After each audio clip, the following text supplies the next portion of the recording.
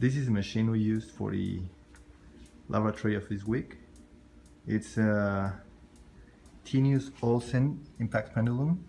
It's used for impact test, and this metal part measures the energy absorbed in foot-pounds.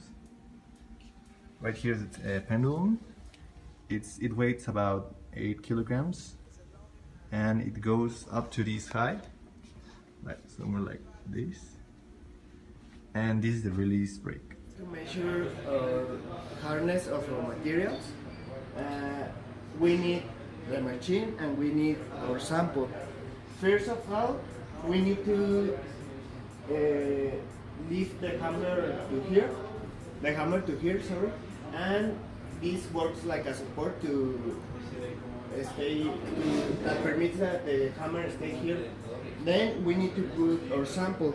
Our sample need to have the cradle to see for the other side of our hammer. For example, in this machine, our hammer is from this side, so we need to put our cradle looking for that side.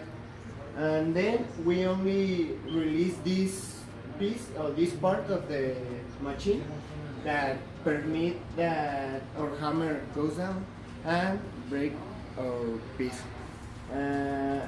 Then this part is going to show us a value of the hardness of our steel, and the units of this machine is foot per pounds.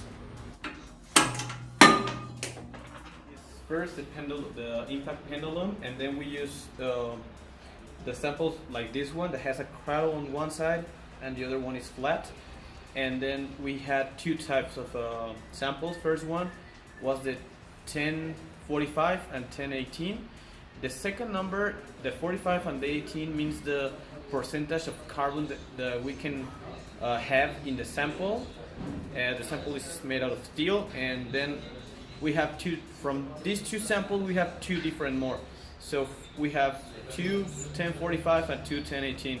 First one, it was like a ambient temperature, and the other ones we took it from the refrigerator, and then they were cold, and we use this so we can know the difference between the hardness of the material depending on the temperature of the sample.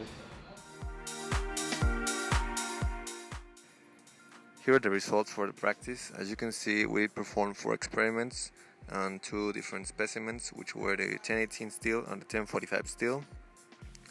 And we had to do it at 2 different temperatures, which was at room temperature at 22 degrees, and the other one was at minus 14 degrees, which the samples were stored in the refrigerator.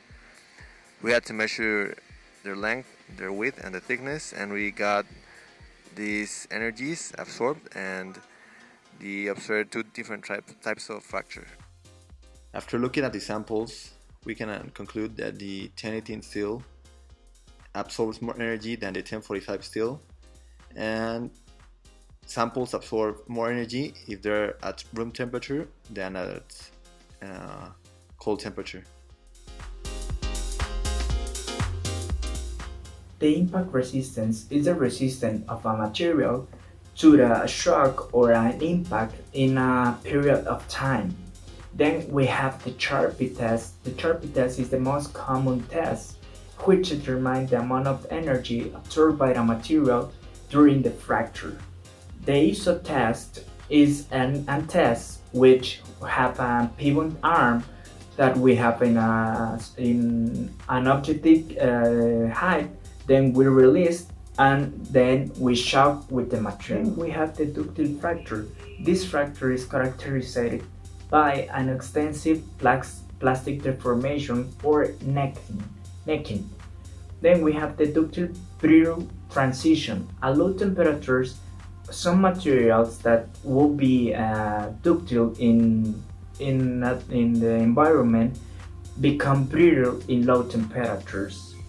The application of the impact test we have in rubber industry or in plastic industry or in forklift industry.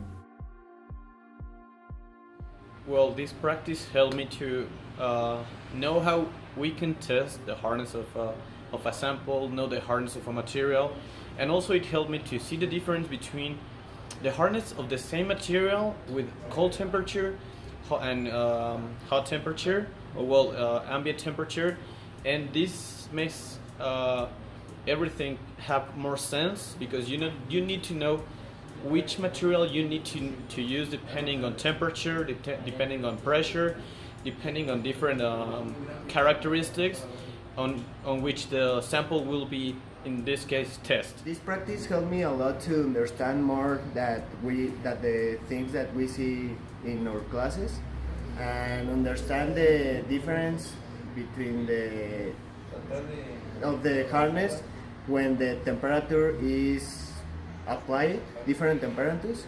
And I think this practice was easier than the others, but at the same importance because of all materials we need to know if what is the hardness of that.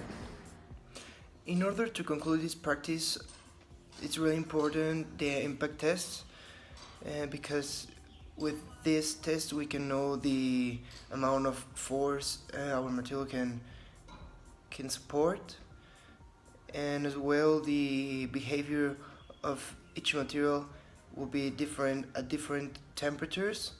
It's a really important detail to take into account when designing materials, designing machines, because you have to take into account the temperature of our machines or our application as well, for avoid the failure of our material that will end up with different factors, which the baddest is death.